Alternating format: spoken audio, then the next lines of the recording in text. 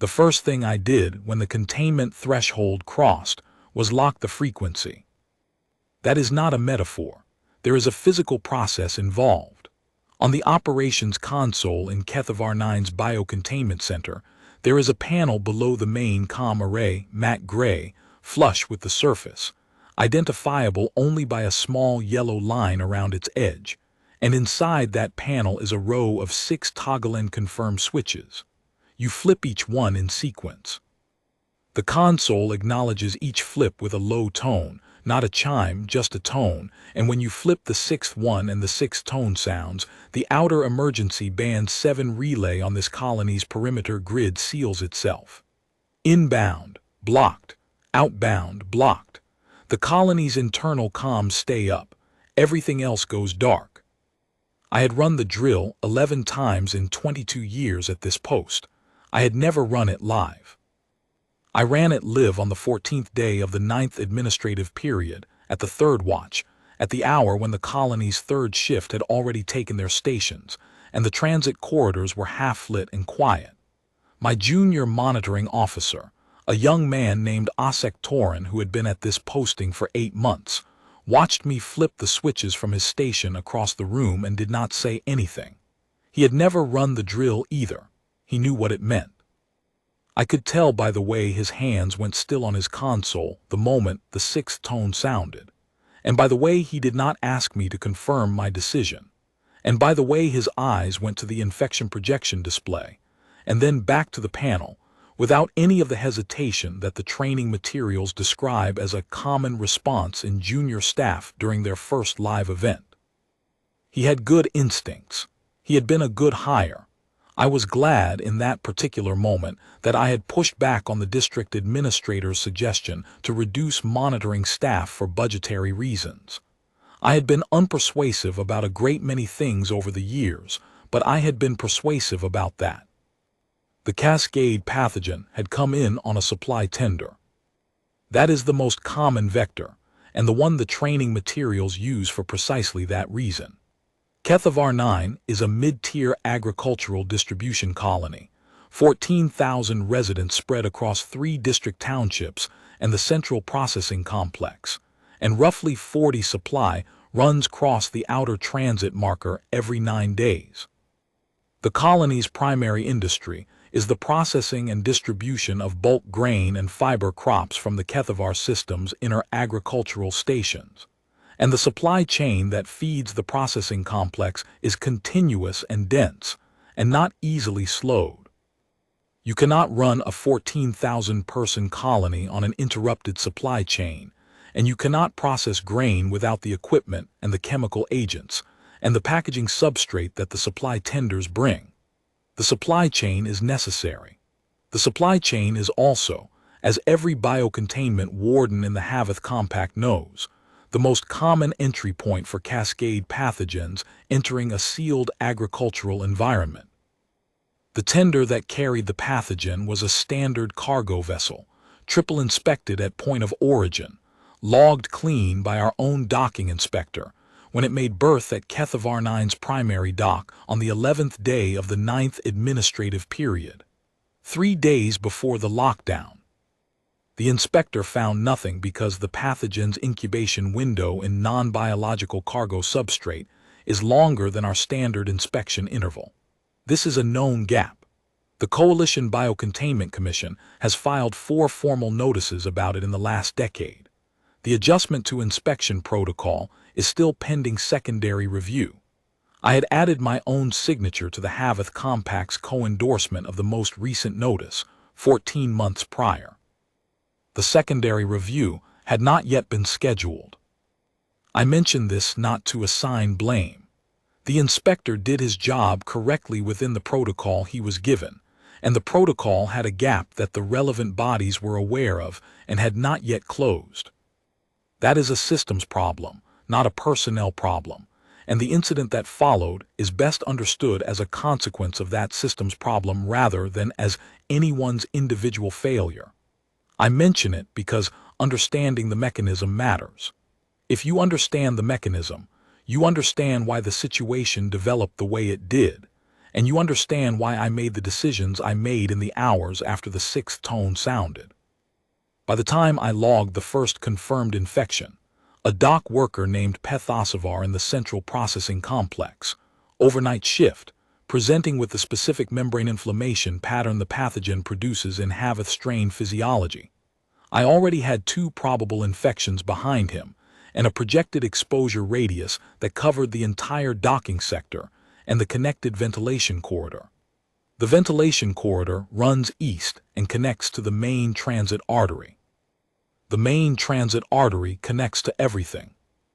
Every transit corridor in Kethavar 9 connects, eventually, to that artery, because the colony's engineers who laid out the infrastructure a century and a half ago designed it for efficiency of movement.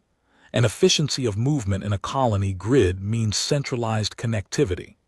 The artery is efficient. The artery is also, in a cascade pathogen outbreak, the thing you most need to dam before everything downstream is compromised. I have a copy of the biocontainment threshold chart posted above my console. I have had it there for 22 years. It has been reprinted twice during that period, once when the Commission updated the pathogen classification nomenclature, and once when they revised the exposure radius calculation formula, but the core logic has not changed. The threshold for a Class 4 cascade pathogen with a confirmed exposure radius crossing a primary ventilation corridor is immediate full colony isolation, no partial containment, no zonal quarantine, full isolation. The chart says this in plain language in a red-bordered box at the top of the page. I do not need to read it to know what it says. But I looked at it anyway when I was logging Pethosavar's case, because looking at the chart is what you do when you are about to make a decision that you need to be certain about. I was certain. I flipped the 6 switches.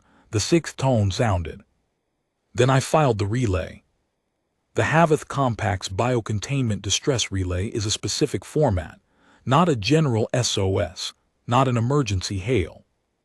It is a precise, machine-formatted transmission that includes the colony's administrative designation, the pathogen classification code, the confirmed infection count, the exposure radius in square decas, the current isolation status, and a request tag that tells Coalition Biocontainment Command what kind of response team you need. I had studied the format in my initial warden certification 22 years ago. I had reviewed it in each annual recertification since. I had drilled it 11 times. I filled every field correctly. I have the documentation to confirm this, the relay's filed form archive, with timestamps, which the Commission reviewed as part of their post-incident analysis. The relay goes inward, to Command's distribution node at Sector Haveth Primary. It does not go outward. The whole point of the lockdown seal is that nothing goes outward. The frequency is closed. The relay routes through the colony's internal hardline to the nearest intact perimeter station, and from there it should jump on the sealed administrative band to Command. The sealed administrative band is not the same as the open emergency band. The sealed administrative band is a dedicated channel for exactly this kind of traffic, protected from outside monitoring, managed by the Commission's own relay infrastructure. When you file a biocontainment distress relay, it goes there, and it is private, and Command receives it and begins the response sequence, and you wait. I am going to be precise here, because precision is what the Commission's investigation required of me later, and I see no reason to be less precise in my own recounting. When I filed the relay, the colony's perimeter station on the eastern grid, Station 7, had a hardware fault in its sealed band routing module. The fault had been there for 6 weeks. It was logged in the maintenance queue under a routine fault identifier at a non-critical priority level. It had not yet been scheduled for repair because the maintenance queue at Kethavar 9 runs approximately 9 weeks from log to scheduled service call at standard staffing levels. And the fault had been assessed as non-critical because the station's backup routing path was intact at the time of initial assessment. The backup routing path was not intact at the moment I filed the relay.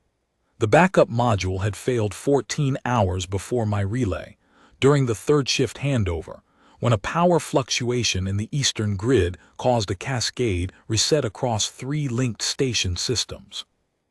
The backup module at Station 7 had been operating at reduced capacity for some weeks prior. This was logged as a separate fault entry 4 weeks before the incident at a similarly non-critical priority, and the power fluctuation pushed it past its tolerance threshold. It failed cleanly. It simply stopped routing. The failure had not yet been logged in the maintenance queue as of the time I filed my relay because the technician who noticed the alert during the third shift handover had appropriately queued it for the morning supervisor's review. And the morning supervisor's review was not scheduled to begin for another 6 hours. So when my distress relay hit Station 7's routing module, the primary path was faulted, the backup path was down, and the station's fail-safe fallback did what fail-safe fallbacks are designed to do. It found the next available open channel and routed the relay through it. The next available open channel was Outer Emergency Band 7. Outer Emergency Band 7 is not a sealed administrative band. It is an open emergency monitoring frequency that the colony's perimeter grid maintains as a secondary function, essentially a passive broadcast capability, maintained for situations where a colony's administrative channels have been completely destroyed and the colony needs to reach whoever might be listening. It is meant as a last resort channel, the deepest fallback, the thing you use when everything else has failed and you are transmitting into the open in the hope that someone hears you. It is not meant to carry a sealed biocontainment distress relay, because a biocontainment distress relay going out on an open band is exactly the kind of signal that could cause unnecessary alarm in nearby transit corridors, or reach entities outside the Haveth, Compact's administrative structure who have no context for the message, or both. But the fail-safe routed it there anyway. That is what fail-safes do. They do not evaluate appropriateness. They find the open path and they use it. The logic is ancient and unambiguous. Some signal reaching somewhere is always preferable to a signal reaching nowhere, because if the signal reaches nowhere, then no one knows there is a problem. My relay went out on Band 7, into the open corridor, at full broadcast power. I did not know this had happened. My console showed the relay as sent. The status field read, transmitted, ROUTING confirmed. Routed where exactly the console did not specify. I assumed it had gone to command. There was no reason on the information available to me at that moment to assume otherwise. I set a timer for 36 hours. That is the standard response window for a Class 4 Cascade pathogen colony isolation. Coalition Biocontainment Command, once it receives the relay, deploys a response team. The team completes its transit to your system, and the team arrives within 36 hours of the original relay's timestamp. It is a hard standard. Command publishes its compliance rate each administrative year. Last year it was 91%. I had always found that figure slightly inadequate, but 36 hours is 36 hours, and I was used to working within it. I spent the first 12 hours doing what a warden is supposed to do during a full colony isolation. I organized my containment staff into 3 shifts with 4-hour rotations, accounting for the fact that 6 of my 14 containment staff members were themselves in the eastern docking sector during the index case's infectious window, and were therefore potential contacts requiring immediate monitoring status. 8 remaining staff to cover 3 shifts across a 14,000-person colony is not a comfortable number. I worked around it by tightening the rotation intervals and pulling Asectorin out of the monitoring role to assist directly with case management. I established a triage center in the colony's main assembly hall, high ceilings, good ventilation control, enough floor space to maintain separation between patient areas, and far enough from the docking sector to be outside the confirmed primary exposure radius. I had never used the assembly hall as a triage center before, but I had identified it in my emergency planning review 4 years earlier as the best available option, and I was glad I had thought through the logistics in advance rather than in the middle of an active outbreak. I began systematic contact tracing from Pethosavar, the confirmed dock worker index case, going backward through his shift records, his meal log, his transit swipe records, every surface he touched in the 6 hours before he presented to the overnight medic with his first symptoms. Contact tracing is not complicated. It is meticulous and it is slow, and it requires a specific kind of patience that is different from other kinds of patience, because you are looking for something, and you do not always know exactly what you are looking for. And the thing you miss in a contact trace can become a new case cluster 3 days later that undoes work you have already done. I assigned Asectorin to oversee the ventilation corridor damping sequence, which takes 2 people and 3 hours when done correctly. He took a second staff member and did it in 2 hours and 40 minutes, which tells you something about what he was like under pressure. The 14,000 residents of Kethavar 9 were, to their credit, calm. I had prepared for panic. Our emergency communication team had a protocol for that. Designated speakers in each district township, a specific sequence of announcements timed to give information at a rate that does not overwhelm people's ability to process it, a tone of measured seriousness rather than alarm. I had gone over the protocol with the district township leaders at the most recent quarterly administrative meeting, 8 weeks before the incident, partly as a routine review and partly because I had a feeling. Not a prediction, not a data-supported assessment, just a feeling that the supply chain inspection gap was a problem that was going to matter sooner than the Commission was treating it as likely to matter. The residents followed the lockdown guidance without incident. The district township leaders organized their own neighborhoods before I even made contact with them. I received acknowledgement messages from all 3 township coordinators before I had finished drafting my initial resident notification. This colony has a history. A century and a half of agricultural settlement, generations of people whose parents and grandparents built the grain processing infrastructure by hand and who understand, in the way that people understand things they have been taught since childhood, that a warden's job is to protect the colony, and that when a warden says stay inside, you stay inside. I noted this in my incident log with a gratitude I did not fully feel at the time, because at the time I was tracking 3 new probable infections per hour and trying to determine whether the ventilation corridor damping was holding at junction 12.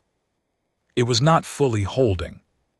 The damping requires physical closure of 6 secondary duct junctions, and one of the junctions, junction 12, at the eastern end of the corridor, had a mechanical fault in its damper blade that Asectorin discovered when he ran the closure confirmation check.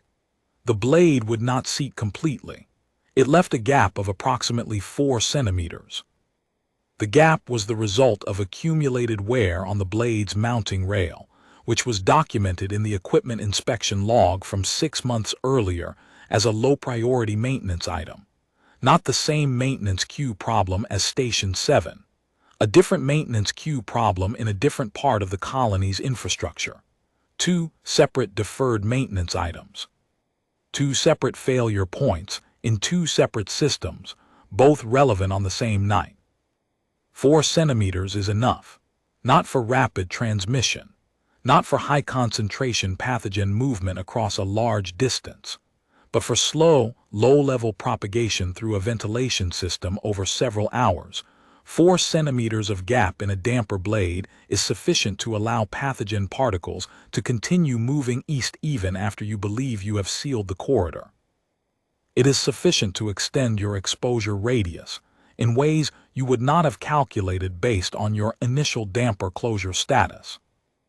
I reassigned 2 maintenance technicians to Junction 12 with a manual sealing kit and strict protocol instructions on contamination control during the repair.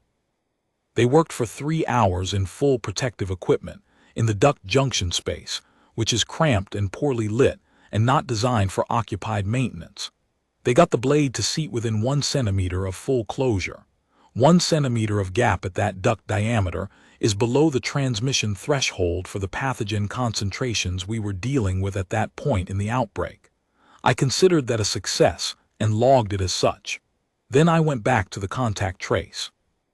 By hour 14, I had a total of 23 confirmed infections, 61 probable infections, and 208 contacts under monitoring. The infection curve was steeper than the standard Class 4 projection model for a pathogen of this classification code. The standard model was built on historical outbreak data, and historical outbreak data assumed a particular range of transmissibility parameters. My curve was above the model's upper bound. That told me the pathogen strain we were dealing with was either more transmissible than the cataloged baseline for its class, or had adapted structurally in some way that changed its behavior, or both. I flagged this in a supplementary transmission to command, a secondary update to the initial relay, filed through the internal hardline, noting the steeper than projected curve and requesting that the response team, when it arrived, include pathogen analysis capability. That secondary transmission also went through Station 7. Station 7's backup module had still not been repaired. The secondary transmission also went out on Band 7. I did not know this either. At hour 14 and 40 minutes past the initial lockdown, my console's external contact panel lit up. I want to be precise about this. It lit up on the incoming channel, not the outgoing. Someone was hailing me from outside the perimeter. The hail came in on outer emergency band 7. I looked at the incoming channel designation for several seconds before I responded. I was looking at it because it made no sense. My frequency was sealed. Nothing should be coming in on any external channel. I checked the console's status display. The lockdown seal showed as active on all 6 toggle positions. The seal was intact. And yet something was hailing me on band 7. I opened the channel. Kethavar 9 Colony. This is the Earth Colonial Authority Containment Vessel ECV Corval Reach, responding to a biocontainment distress relay received on outer emergency band 7 at timestamp 14 hours, 11 minutes prior. We are holding position at 11,000 decas outside your perimeter grid. We have a quarantine response team aboard, Class 4 certified, and we are prepared to assist. We are waiting for your authorization before crossing the perimeter threshold. Please confirm receipt of this hail and advise. I did not respond immediately. I am not embarrassed to say this. The statement required a certain amount of processing before I could respond to it sensibly. There were several things wrong with it, or rather, several things in it that did not fit any framework I had available. The first was the vessel's registry designation, ECV, Earth Colonial Authority. I have a complete registry of Haveth compact vessels. I have cross-referencing files for Coalition Biocontainment Commission contractors and their approved transport partners. I have a list of approved third-party medical auxiliaries who operate in the Haveth Outer Corridor under licensed agreements with the Commission. None of these registries include any Earth Colonial Authority designation. Earth is not a Haveth Compact member. Earth is not a Commission contractor. Earth does not have a formal presence in the Kethavar corridor. Earth has no formal agreement with the Haveth Compact regarding biocontainment assistance or emergency access. We have no arrangement, no treaty, no memorandum of understanding, no protocol. Earth and the Haveth Compact exist in proximity and in what I would characterize as cordial mutual recognition, but we have not built the kind of formal relationship that would include Earth showing up at one of our colonies during a medical emergency. The second thing that required processing was the phrase, responding to a distress relay received on outer emergency band 7. My relay had not gone on band 7. Or rather, I had not intended it to go on Band 7.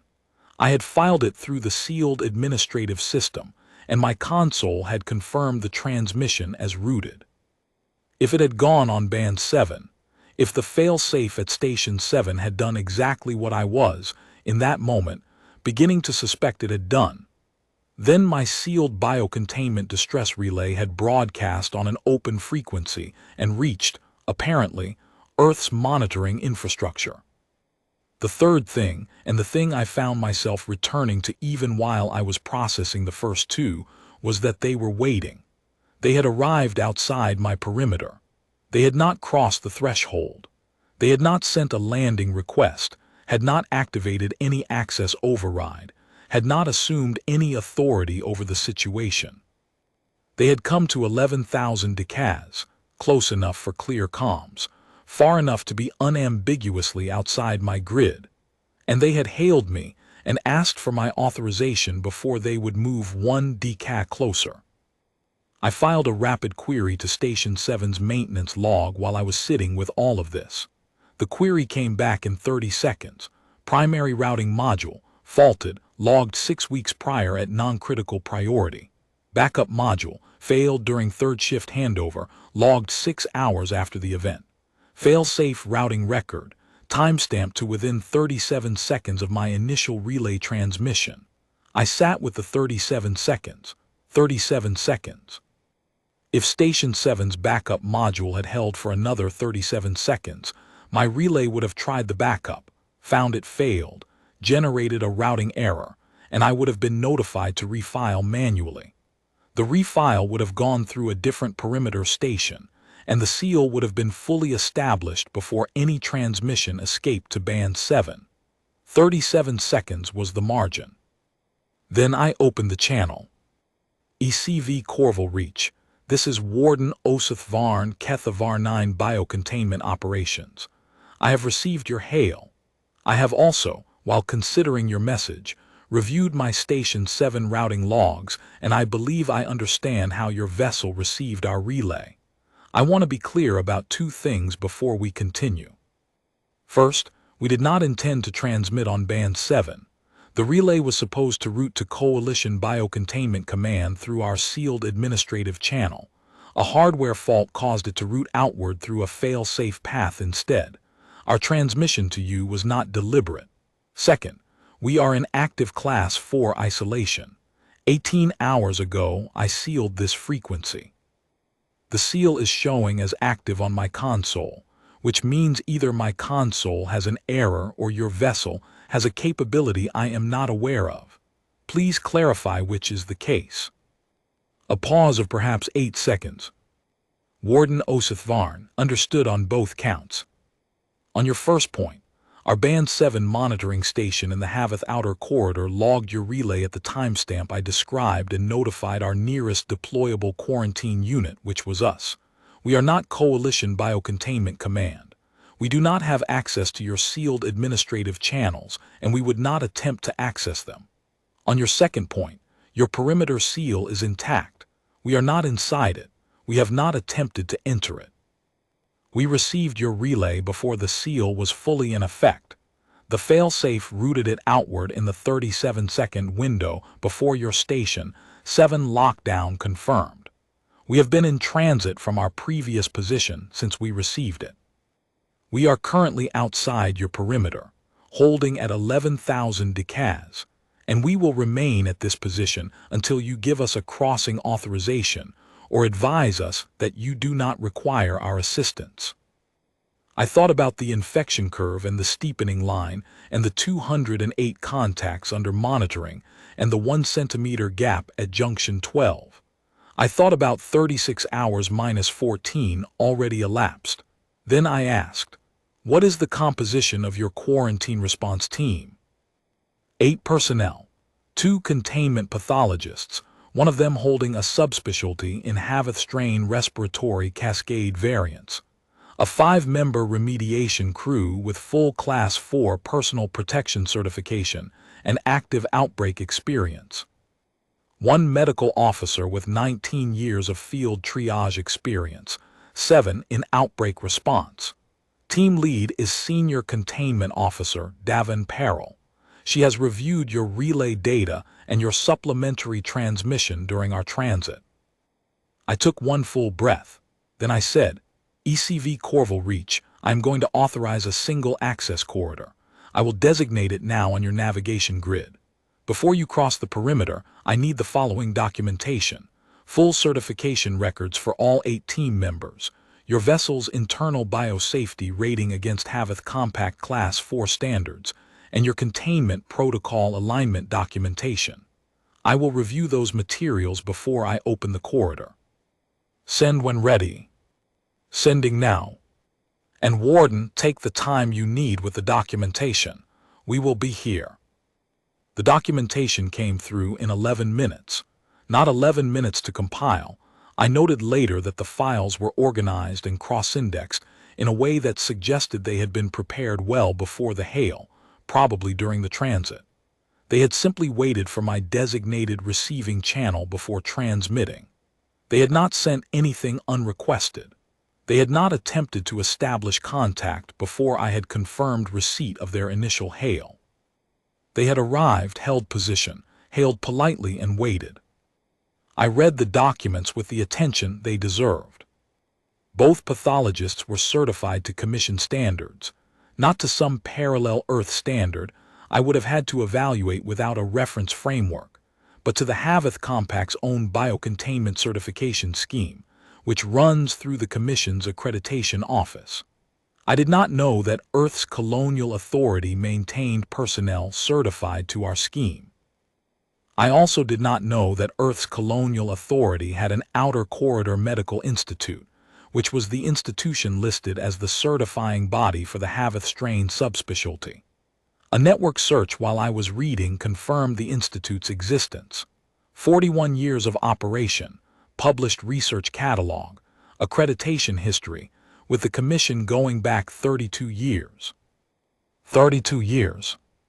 They had been accredited to our standards for 32 years, and I had not known it. The remediation crew's certifications were in order. The medical officer's experience record was documented in detail.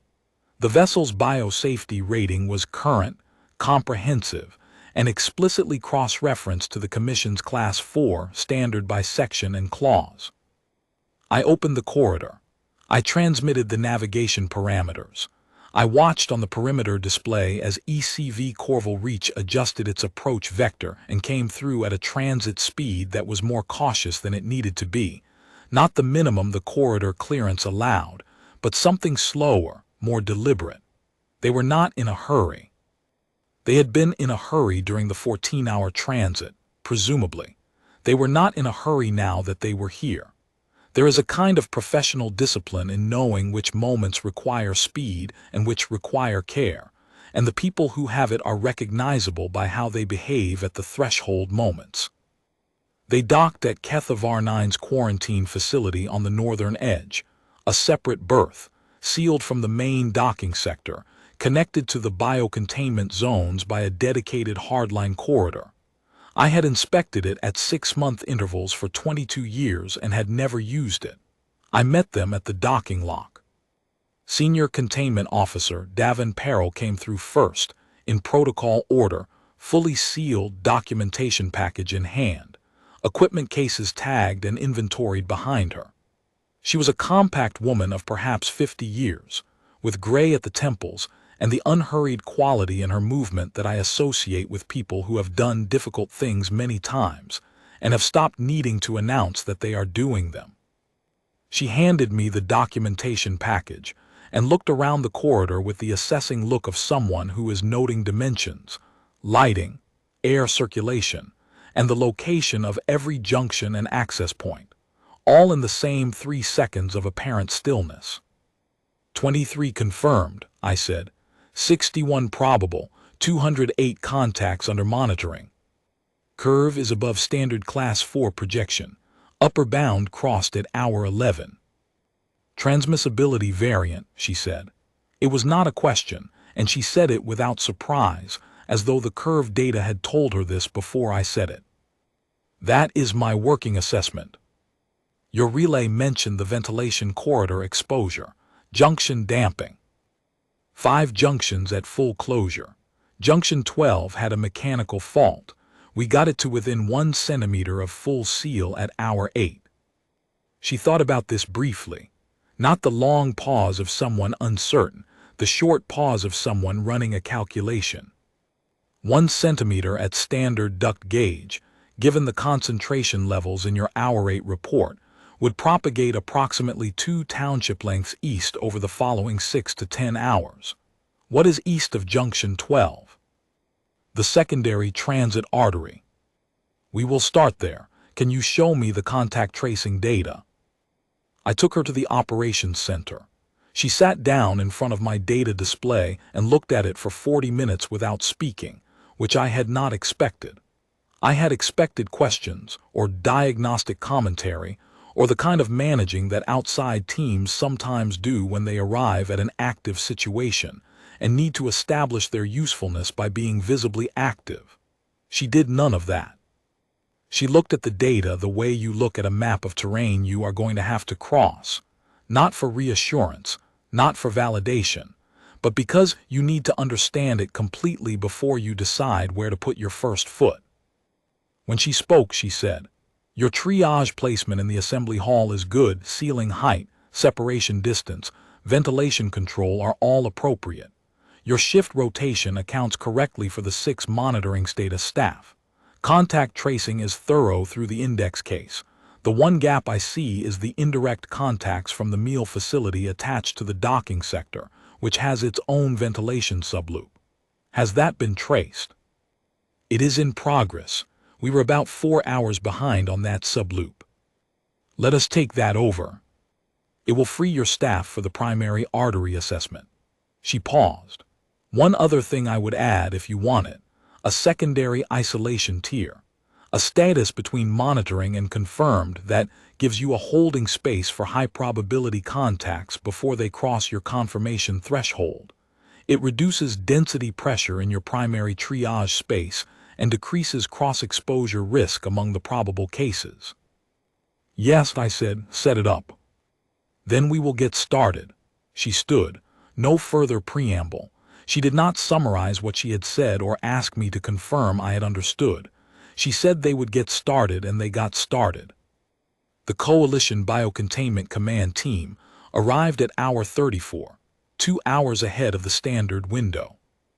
I met their lead officer, a large, methodical man named Velith Sorn, at the perimeter access point and briefed him efficiently. He reviewed the containment metrics, reviewed the Earth team's documentation, spending somewhat longer on that than on anything else, and then asked me, in the direct manner of someone who does not expect an interesting answer, how the Earth team had arrived 20 hours before command. I explained Station 7. I explained the routing fault and the backup module failure and the fail-safe and band 7 and the 37 seconds. I explained that Earth's monitoring station in the outer corridor had received my relay and that ECV Corval Reach had been dispatched and had arrived 14 hours and 40 minutes after the initial lockdown. Velith Sorn listened to all of this without expression. When I finished, he said, "Earth has a monitoring station in this corridor." According to their team lead, yes, active for approximately 19 years. We were not notified of that. I was also not notified, I said. He considered this for a moment and then set it aside, not because it was unimportant, I think, but because there were more pressing things to do and the question of notification could wait for the post-incident review. He acknowledged the Earth team's role in the first 20 hours of the response, integrated them into the joint containment structure under my operational authority, and began assigning his own personnel to the remaining tasks. It was professionally done. The joint team operated without friction. I noted this. The 11 days that followed were not dramatic. That is the nature of competent outbreak response. It reduces the situation methodically, verifying each step before the next, and the result, if the response is working, is a gradual and undramatic improvement in the data. Dramatic things happen in outbreaks where the response is inadequate to the situation. We had an adequate response to our situation, and so the 11 days were not dramatic. Dr. Rena Vaz, Perel's Haveth strain pathologist, identified the transmissibility variant by day 3. It was a minor structural adaptation in the pathogen's surface protein, a variant that had been cataloged once before, in a low-population outbreak in the Haveth outer settlements approximately 40 years prior, and had been flagged in the Commission's research archive at that time, but had not been incorporated into the standard field response model, because the previous outbreak was too small and too geographically isolated to generate the statistical base required for model revision. Vaz had published a paper on that 40-year-old outbreak 15 years ago. The paper was in the Colonial Authority's Medical Research Archive, which drew from Commission publications among other sources. She had read it when she wrote it, and she had kept the specific protein structure in her working memory, because that is the way specialists work. They carry the details of their narrow area in accessible form, because the day those details are relevant is the day there is no time to look them up. She used her knowledge of the previous outbreak surface protein data to adjust our isolation threshold parameters for probable cases. Under the original parameters, the ones built into the standard Class 4 response model, 208 contacts would have required another 48 to 72 hours of monitoring before we could begin selectively releasing the low-probability cases to home isolation. Under Vaz's adjusted parameters, calibrated to the specific variant's actual transmission window rather than the model's generalized estimate, we were able to begin releasing low-probability contacts at hour 41. This reduced the density in the secondary isolation tier and decreased cross-exposure risk among the remaining monitored population. It also reduced the psychological strain on the people in the monitoring cohort, which I note not as a soft metric, but as a practical containment consideration. People under isolation stress make contact protocol errors at higher rates. I will put this plainly. The 40-year-old paper was in the Commission's own archive. It had been there for 4 decades. No one on my staff had found it. No one on Velith Sorn's command team had found it. The Commission's standard response model had not incorporated it. Vaz had found it because she had been studying Haveth strain cascade variants specifically for 19 years, because she had written about this particular variant herself, and because the kind of person who spends 19 years studying a narrow subspecialty does not stop thinking about the details of that subspecialty when she boards a transit vessel and begins a 14-hour response deployment. On day 4, Vaz and my senior triage officer completed a systematic review of the full monitoring cohort and reclassified 27 contacts from probable to low probability based on the adjusted transmission window. Those 27 people went home to their residences under self-monitoring protocol. When I passed the first batch of reclassification orders to the secondary isolation facility, the facility supervisor, a steady and experienced woman named Resovar, who had managed that space without complaint for all 11 days, told me it was the first time she had seen numbers move in the right direction since the lockdown started. I noted this in the operational log because it is the kind of observation that belongs in a record. On day 5, Perel's remediation crew completed the secondary transit artery assessment. Perel had been correct about the 1 centimeter gap at junction 12. The pathogen had propagated into the artery's first junction. Her crew contained it there with full sealed protocols, working in the artery's confined maintenance corridor over a period of 12 hours. Clean confirmation at the first junction was logged on day 6. On day 7, the infection curve broke. New confirmed cases that day, 4. The peak had been 31 on day 2. On day 9, 0 new confirmed cases. On day 10, 0. On day 11, 0 new confirmed, 0 new probable, 48 consecutive hours of clean contact trace review. That is the Class 4 threshold. I filed the lift request to Coalition Biocontainment Command at the start of the third watch on day 11. Velith Zorn countersigned it at the beginning of his first watch the same morning. The Commission's authorization came back in 6 hours, faster than the standard approval window, which I attributed to the clean data package we had filed. I went to the lockdown panel. I flipped the 6 switches in reverse sequence.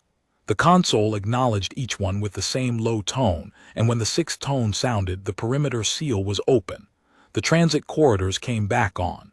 The district township leaders sent me brief acknowledgement messages that were, as they had been at the start, more restrained than I would have expected. They did not celebrate. They confirmed and they continued.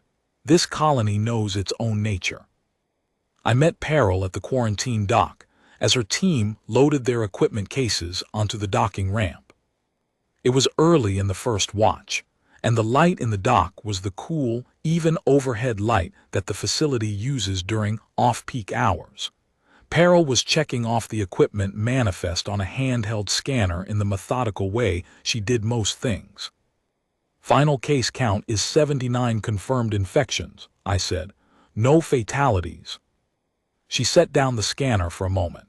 Your triage team's early intervention on the probable cohort made a significant difference in the escalation rate. And Dr. Vaz's work on the isolation parameters, and your crew's containment work in the artery. It was a joint effort. That was accurate. It had been a joint effort. But I wanted her to understand that I understood what the Earth team's specific contributions had been, and not just in the aggregate. The Haveth strain subspecialty, I said. We did not have it. Your archive had a 40-year-old paper that our model had not incorporated. Without the adjusted parameters at hour 41, we would have kept the monitoring cohort at full density for another 2 days. Given the transmissibility variant, I believe that would have produced additional confirmed cases. I do not have a precise number, but I believe it would have produced them. Peril considered this. She did not argue with it or modestly deflect it. She simply acknowledged it. Vaz has been working on those variants for a long time. It matters to have the right people. Yes, I said. Then, I have a question that I should perhaps have asked before I authorized your corridor crossing. She waited. Why does Earth maintain a quarantine vessel in this corridor? Why does the colonial authority have passive monitoring on Band 7 here? Kethavar 9 is not Earth's territory. The Kethavar corridor has no Earth settlements. The Haveth Compact has no formal arrangement with Earth regarding biocontainment assistance or emergency response. Peril finished checking the manifest entry she was on before she answered, not as a dismissal, as the completion of a task she had begun. Band 7, monitoring in outer corridors, is a colonial authority initiative that goes back approximately 40 years, she said. The logic at the time, as I understand it, was that open emergency frequencies exist for a reason. Monitoring them costs very little: a passive receiver, automated alert protocols, minimal power draw, no on-site staff required. A monitoring station in an outer corridor listens continuously. Whether anyone on the other end wants to be heard is not the relevant question. The relevant question is whether someone might need to be heard. The initiative was implemented quietly, without formal notification to corridor-adjacent entities, because the colonial authority's legal assessment at the time was that monitoring an open emergency band does not require permission from anyone. I thought about that for a moment. You were listening even though we were not broadcasting. You were broadcasting even though you were trying not to, she said. Your fail-safe made a decision your lockdown panel had not. We were in a position to respond to that decision. She picked up the equipment case nearest her, then she set it down again. Warden, Band 7 in this corridor will still be monitored after we leave. Our station does not switch off when we depart. If your colony ever files another relay through a faulty routing module, or, for that matter, if you choose to transmit on Band 7 deliberately, we will receive it. I am not proposing a formal arrangement. I am not suggesting you notify anyone or change your protocols. I am telling you the channel is open, and that we will be listening, and that if a signal comes through, we will respond to it the same way we responded to this one.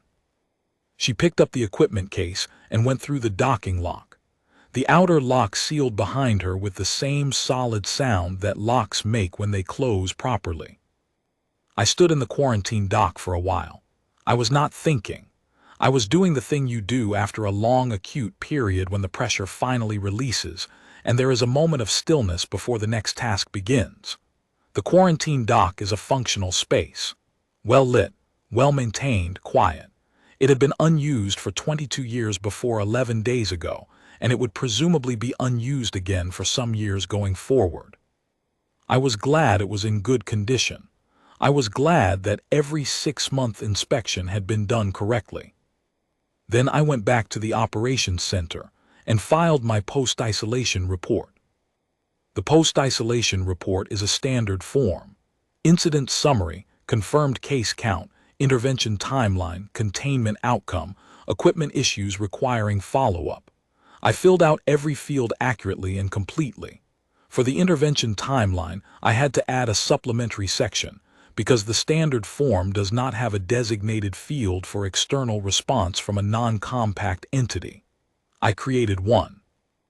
In the supplementary section, I recorded the following: that my biocontainment distress relay had been routed to outer emergency band 7 by a fail-safe mechanism triggered by simultaneous primary and backup routing failures at perimeter station 7. That the relay had been received by an Earth Colonial Authority passive monitoring station in the Haveth Outer Corridor.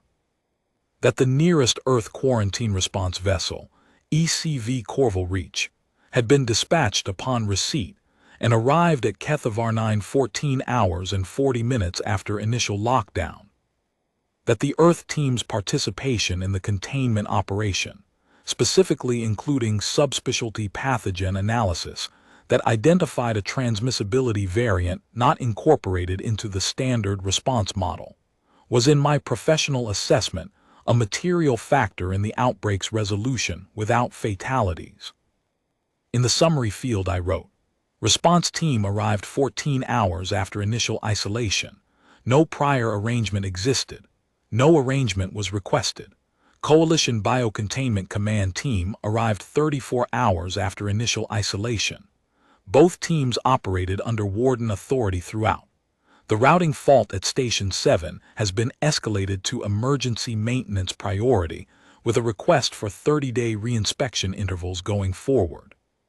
The Commission's corridor coverage assessment should be updated to formally note that Outer Emergency Band 7 in the Haveth Outer Corridor is actively monitored by Earth Colonial Authority infrastructure, as this information is relevant to emergency relay planning in this sector. The Commission may also wish to review the 4 pending formal notices regarding supply chain inspection intervals, as the present incident arose directly from the gap those notices identified. I submitted the report. The Commission acknowledged receipt within 2 hours, which is faster than their standard acknowledgement window. Velith Sorn filed his own incident report 3 days later. The maintenance crew arrived at Station 7 4 days after the perimeter lift. They replaced the primary routing module, the backup module, and found a secondary fault in the backup's power regulator that would have caused another failure within 60 days. They fixed it. I supervised the testing personally. The station performed correctly on all diagnostic checks. 3 days after the Earth team's departure, Osik Torin asked me about them. He was at his monitoring station, running standard third-shift routines, and he asked in the way that junior staff ask about things that have stayed with them, carefully, indirectly, building up to the question rather than leading with it. He said he had been thinking about how the Corval Reach had arrived with exactly the right specialist. He said it seemed, to his thinking, like something that would have had to be planned deliberately to work out that way. And then he asked me, how did they know what we needed? I thought about it before I answered. They did not know what we needed, I said. They knew what Band 7 signals from biocontainment situations tend to require, because they have been monitoring Band 7 in outer corridors for 40 years, and they have responded to other situations in that time. And from that, they have built a response capability that covers the most likely requirements. Dr. Vaz's subspecialty overlapped with our situation. If it had not overlapped, she would still have come, and the overlap would have existed or not existed based on whether this particular pathogen variant happened to be in her area of study. We were fortunate that it was, but the vessel would have come either way. Because the signal was there, Osektorin said. Because the signal was there. They had been listening to that band for 19 years.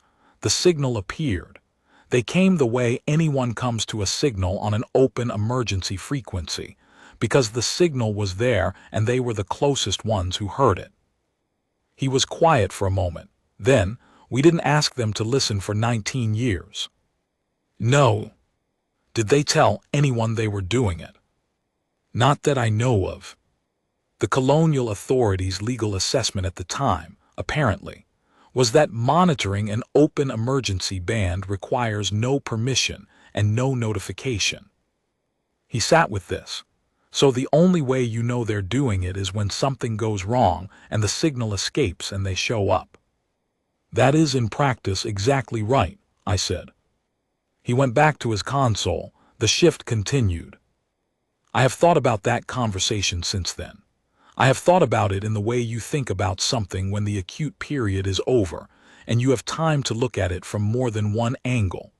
What I keep returning to is not the routing fault, and not the 37 seconds, and not the transmissibility variant and the 40-year-old paper. Those are all part of the story, and they are all worth understanding, but they are not the thing I find myself returning to. The thing I keep returning to is what Peril said.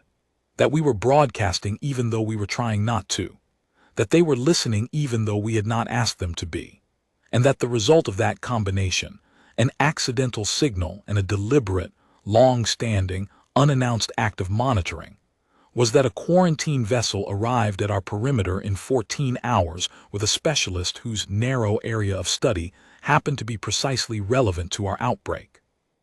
My lockdown seal is designed to keep things in. I have thought of it in exactly those terms for 22 years. The seal protects the colony's interior from external contact during an active biological event. It is a boundary that keeps the hazard contained and keeps the situation under controlled access. I understand that. I still understand it. The seal serves a real and important function, and I will use it again without hesitation the next time the containment threshold is crossed. But I had not thought about it from the other direction. Keeping something in is not the same as keeping someone out. A perimeter seal with a 37-second gap in it is not a seal that failed. It is a seal that was almost entirely effective, which is to say that it did what it was designed to do, except in one narrow window in one compromised station that nobody knew was compromised. The signal that escaped in that window was accidental. The response to that signal was not. 19 years of monitoring. An unannounced, self-sustained, continuously operational monitoring presence on an open emergency frequency in a corridor that has no Earth settlements and no formal connection to Earth's administrative structure. Someone in the colonial authority, 40 years ago, made a decision to maintain that presence. Probably not a dramatic decision. Probably a routine policy approval, a line item in an infrastructure budget, an initiative that made practical sense and cost little, and was filed and maintained and renewed through successive administrative cycles because no one had a reason to stop it. 40 years of administrative continuity, producing a monitoring station that nobody in this corridor knew was there, doing its job in silence, until a routing fault turned an internal cry into an outward signal, and the monitoring station was there to catch it. I think about the 4 formal notices the Commission filed regarding the inspection interval gap. I think about 14 months of co-endorsement and pending secondary review. I think about a supply tender that arrived clean on paper and left a pathogen behind. And I think about whether any of the 79 people who spent 11 days in an isolation ward would prefer that the secondary review had been completed on schedule. Then I think about Peril saying, "The channel is open." I know the channel is open. I have confirmed this. The Commission's updated corridor coverage assessment notes it formally. ECV Corval Reach is no longer in transit range of this corridor. They continued on their scheduled route after the incident, as they should, but the monitoring station is still there, and Earth's nearest available quarantine resource would still receive a Band 7 signal from this corridor and still respond to it. I am not required to use it. The Havath Compact's biocontainment protocols do not list Band 7 as an authorized relay channel. Filing deliberately on Band 7 would be a procedural irregularity requiring careful documentation and justification in the post-incident report. I would document it carefully. I have written several careful supplementary sections in incident reports in the past 22 years, and I am capable of writing another one. Final case count: 79 confirmed infections across a colony of 14,000. No fatalities. The dock worker who was the index case, Pethosavar, recovered and returned to his shift 18 days after the incident began. He sent me a brief note of thanks. I filed it in the incident archive, which is perhaps an unusual thing to file there, but the incident archive is a record of what happened, and what he wrote is a part of what happened. The supply chain inspection protocol has been updated. The Commission expedited the secondary review and implemented the adjustment to the inspection interval 2 weeks after the incident closed. 4 formal notices and 14 months of co-endorsement had not expedited it. An actual outbreak did. I note this not with satisfaction exactly, but with the particular feeling of a person who was right about something for a long time and would have preferred to be proven right in some other way. I have been warden at Kethavar 9 for 22 years. I will probably be warden here for another 10 or 15, if my health holds and the district administrator continues to lose the argument about monitoring staff reductions. In that time, I expect to run the lockdown drill at regular intervals, and I expect to run it live at least once more, because cascade pathogens do not stop evolving, and hardware faults do not stop accumulating, and supply chains do not stop being the most common vector for things you did not invite into your colony. When I run it live again, I will flip the 6 switches. I will listen for the 6th tone. I will file the relay through the sealed administrative channel, as the protocol requires, and I will verify the routing confirmation with more scrutiny than I gave it the first time. And then I will sit at my console, in the particular stillness that follows the 6th tone when you do not know yet how bad it will be, and I will think about a monitoring station 19 years old that nobody announced and nobody asked for, in a corridor where Earth has no settlements and no formal presence, listening in silence on an open frequency in case someone on the other end needs to be heard. The channel is open. That is all it takes. Someone has to be listening when the signal comes through. Earth was listening. Earth had been listening for 19 years.